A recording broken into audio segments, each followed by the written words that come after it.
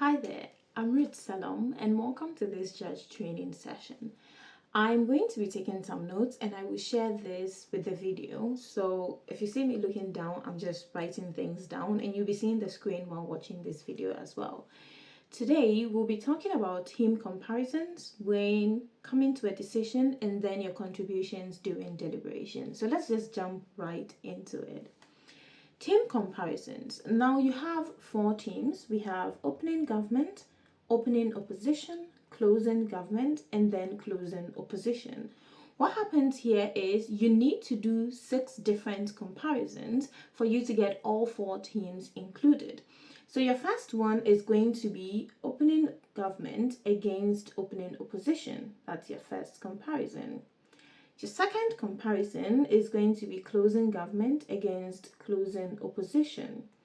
Third comparison, and it could go either benches, opening government against closing government. Fourth, you're going to have opening opposition against closing opposition. Your fifth, you're going to have opening government against closing opposition. And on your 6th, you're going to have closing government against opening opposition. That way, you're having all 4 teams comparing against every other team within the debate. Now, what are the most important things that you need to note during these comparisons? When you're comparing any 2 teams, you don't bring in a third team or an external team. And this is very important because if you're trying to find out who won the exchange in the opening half, it doesn't offer any assistance or help to bring in closing government or closing opposition because they are not in the opening debate. So what you want to do is to focus on only those 2 teams that you're trying to compare at that point in time. Let's use some random arguments. Let's say in a random motion about banning zoos, opening government says, yeah, we want to ban zoos because they are cruel. Opening opposition says, well, we don't want to ban zoos because if we do ban them, there are no alternatives and animals are susceptible to poaching. Closing government says, well, we do want to ban zoos. They are cruel, we agree with opening government, but we think there's a better alternative, sanctuaries. So when we ban zoos, we redirect money to those sanctuaries to provide aid for the animals so they are not susceptible to poaching. Now, if you want to compare opening half to see what team has won, do not bring in the argument that closing government has made about sanctuaries as an alternative because you did not get that from opening government. So even if you think that closing government's argument in response to opening opposition is enough for them to take it above opening opposition, that doesn't give opening government any benefit because once again, closing government, opening up government, 2 different teams. One does not benefit from the work of the other. So in this case, if you do think that opening government was not able to respond to opening opposition strong enough and that poaching is much worse than the harms that animals incur when they are in zoos, then it's very legitimate for you to say that opening opposition has won this exchange. So you're doing just that 2 comparison. You are not bringing in closing government. Now, if you're doing the 6th comparison, which is closing government against opening opposition, then you can say that in this instance, you do think that closing government does enough legwork or enough analysis to show that they would be able to get sanctuaries, and those sanctuaries are much better than zoos, and they also protect animals from poaching, so closing government is able to take it above opening opposition.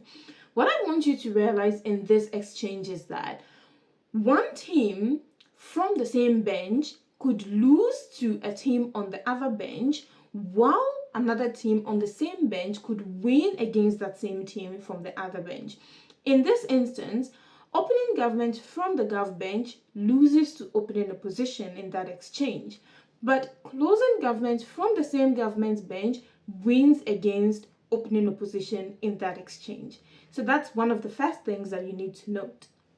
If you're doing comparisons between 2 teams, a third team does not come in.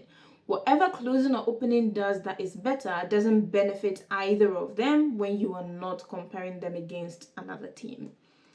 Another thing you need to note here then is, once you're done with these comparisons, you also need to compare the bench-wise comparison, the teams against themselves. So opening government against closing government. And there are several things that you need to consider when doing this. You could either consider responses, the depth of their analysis, their impacts, their scope, etc.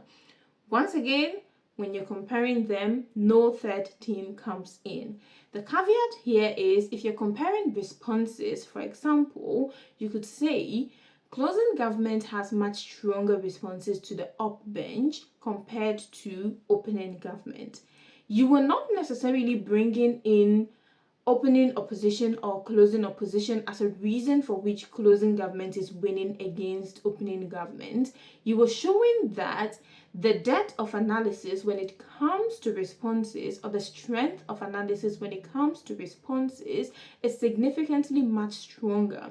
I.e., there is less strength in the responses that you get from OG compared to the responses you get from CG. So it's still comparing the analysis given by these two teams as opposed to bringing in analysis that an external team on opposition has done. So you need to take note of that as well. On the same comparisons, bench-wise, as I stated early on, you could compare their responses, you could compare their positive matter, you could compare the scope, the weighing, different other things that you could compare. The most important thing is, when you're comparing two teams, they are the only teams that you're discussing at that point in time. An external team, a third team, doesn't factor in. Now, the next thing we're going to talk about here then is, after doing all these comparisons, now it seems a lot, especially when you're judging the debates and then you have, let's say, 2 minutes to come up with an initial call, and then you have 10 to 15 minutes to discuss, and then you have to go and give OA. It seems like a very short period of time for you to do all of these and be able to come to a decision that is actually very close to being correct or being the correct decision. What happens here then is, we're going to move a bit into coming to a decision in this instance. What I do personally is, once the debate begins, I start coming to a decision. Prime Minister has given their speech, I take notes and everything. I listen to leader of opposition. I compare both of them. Who is winning this exchange? If leader of opposition is winning the exchange, I take note of that mentally. Then DPM comes in and speaks. What happens in this instance? Now I'm comparing leader of opposition to DPM. Who is winning this exchange? In some instances, DPM may not be able to take down everything that leader of opposition has said so far, so leader of opposition is still winning. In other instances, DPM may be able to deal with that. So now you have OG as a team that is leading before you have DLO speaking. It's very important that you follow the debate in this sequence, because if you don't and you're only focused on taking notes, you'd realize that you come to the very end of the debate and you still don't know what team has placed where, which makes it much difficult for you to come to a decision within a minute or 2 minutes before you start the deliberation.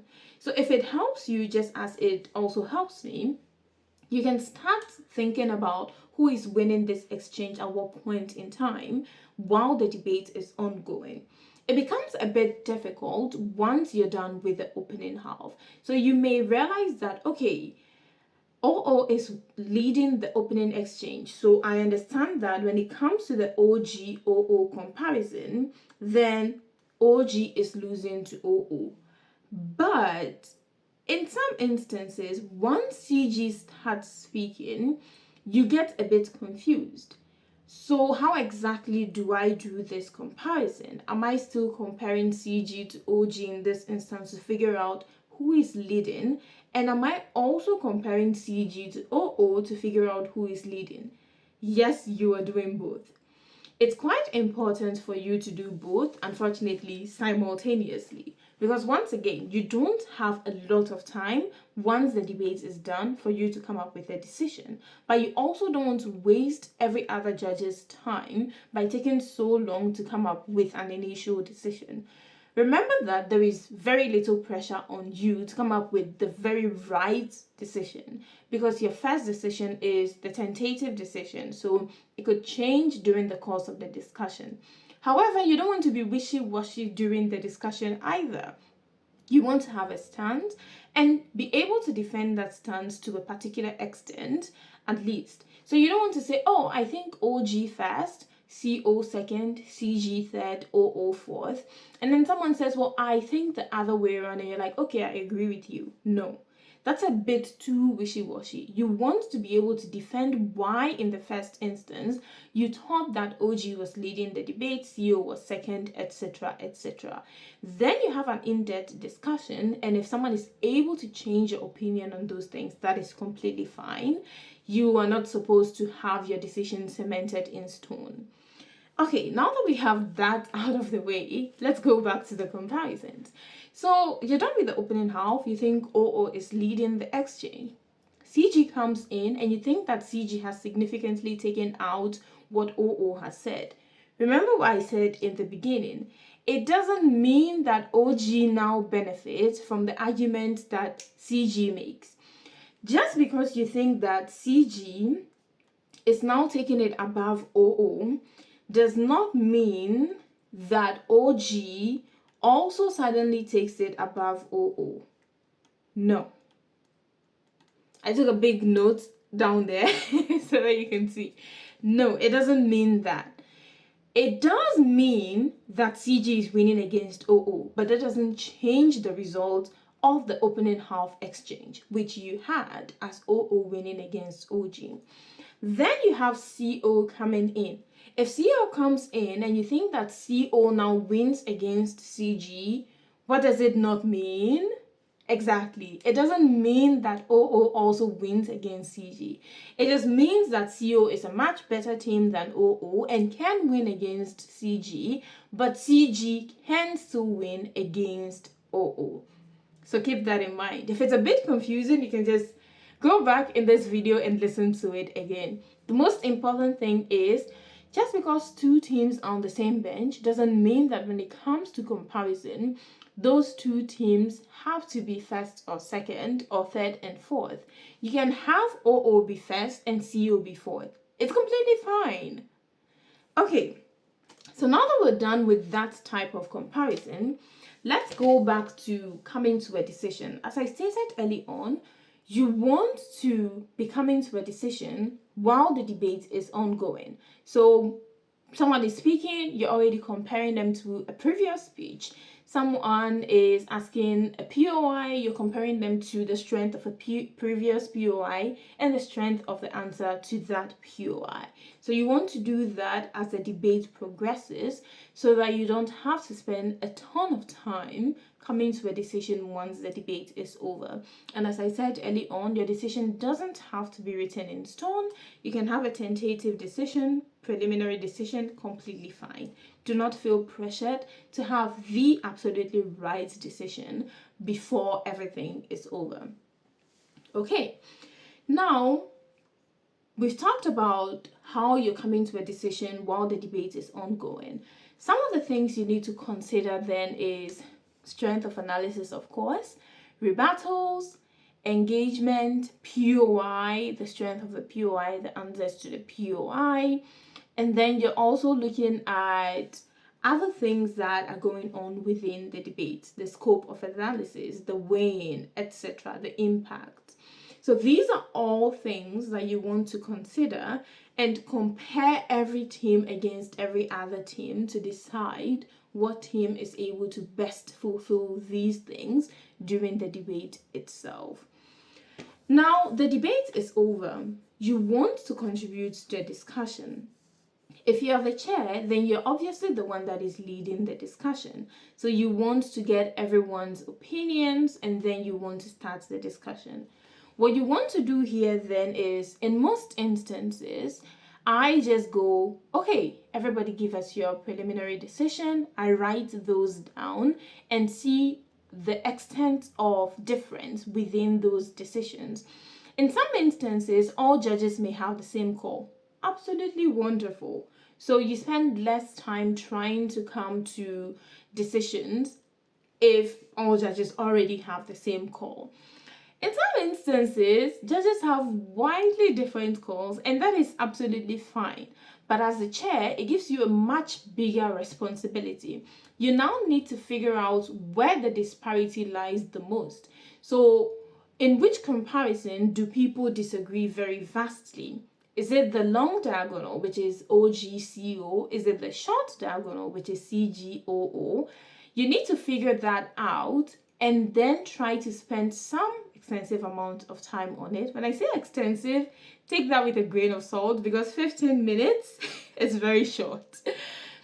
But you're looking at maybe spending 3 to 4 minutes discussing that. So you also need to control the deliberation so that one person doesn't exhaust all that 3 to 4 minutes.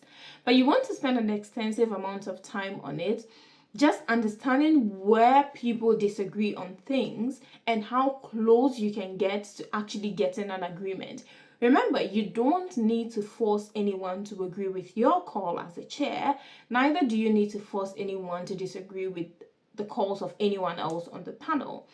The focus here is everyone understands how the debate played out and everyone tries to understand how people on the panel understood how the debate played out. So there is no reason to force anyone to understand things in a certain particular way. So once you're doing that, you also want to look at, you've now identified where the discrepancy is, where the biggest discrepancy is. What you want to do is understand why that discrepancy exists and then try to see if you can get people to get as close as possible to an agreement. In some instances, you would not be able to get a consensus, and that is perfectly fine. Splits are very much welcome. In some instances, you'd be able to, so that you can move on to discuss other things. The most important thing here is you don't want to spend all that time on the split so that you don't have enough time to consider other comparisons and compare teams to one another.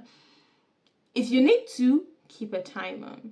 Let people talk for a certain amount of time and then politely interject and let them know that unfortunately that time is up. We will need to continue with another discussion, else we would not have enough time to discuss everything before we need to go and give the OA.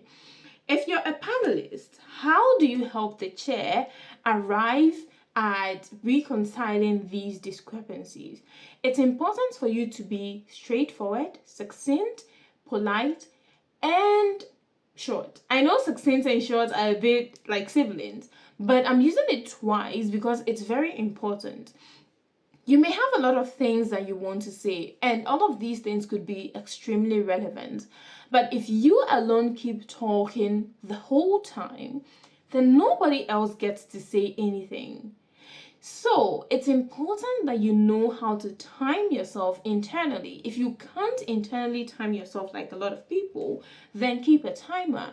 Let yourself know, maybe I want to spend 1 minute defending why I think that OG should take this debate above every other team.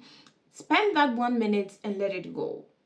People will disagree with you, and that is completely fine. That's the whole point of having several people on the panel, so that you have several different opinions, and it's not just one person's opinion going all the time. So it's okay for people to disagree with you, and that is very much welcome. The most important thing here is you don't take up all that time, because when you do, the chair doesn't have time to let other people talk. Other people don't have time to talk. It's no more a discussion. It's just you lecturing everyone. And unfortunately, that's not the best way for you to have the deliberation. So you want to be a panelist that is very succinct, gives your ideas on why you think one team has won over the other, and then let it be. You don't have to fight with people. You don't have to try convincing everyone to believe that what you are saying in terms of one team winning is what should run for the whole debate. It's okay if people don't agree with you. What is most important, however, is that you are able to defend your decision on why OG should be able to take the debate. Now, once you're done with that as a panelist, you could also assist the chair, especially when it comes to assigning scores, making sure that people come back to the room to get their decision, etc. Once you're listening to the speeches, you also want to be thinking about the range within which the speeches fall. That is something that I did forget to mention. So while you're deciding that, okay, maybe in the first exchange, PM versus LO is leading this exchange, you also want to think what score range is PM in and what score range is LO in. I bet you already know there are no low points wins, so whoever is winning needs to have the higher score. So in this regard, if LO is winning for you, maybe you decided that LO is as good as 83 and then PM is as good as 80. So you write that down in your notes. It's not set in stone. Now, during the deliberation, when the chair asks, then you let them know, I thought this speech quality was an 83 and that speech quality was an 80. Very helpful when you do that, because it gives a sense of where exactly speakers should be, and then you and the chair and the other panelists can decide that maybe you want to go a step up, a step down, etc. So once you have an idea of where exactly you want that range to be, it becomes much easier for you to offer that assistance during the deliberation itself. Okay, so that's most of what I wanted to cover in this training. First, team comparisons. You have 6 comparisons. When you're comparing 2 teams, a third team doesn't come in. Kick all the other teams out. Those 2 teams are what you want to focus on right now. When you're weighing things, you're looking at arguments, you're looking at impact, you're looking at scope, you're looking at engagement, and then you're deciphering the strength of each of these things and deciding which of them should be weighed above the other, or which of them is considered more important than the other. Remember the zoo example. If OG is not able to give any other claim apart from the fact that zoos are bad, CG is able to show that, well, we can actually get money to build sanctuaries. And OO's concern is that, well, if you close zoos, animals are susceptible to poaching. How do you then weigh the gov bench? One team's argument is superior to the other, so it has more strength, you give them the win above the other. So you need to remember these types of things as well. Coming to a decision, once again, it happens once the debate has started. Don't wait until the very end, else you have very tiny little time to come to a decision, which increases the amount of pressure that you're already under as a judge. And then contributions during deliberations. Be kind, be succinct, be straight to the point, and let other people talk as well. Don't hog the time. And that is about it. Thank you so much, and I wish you the very best with all the tournaments that you would be attending. See you!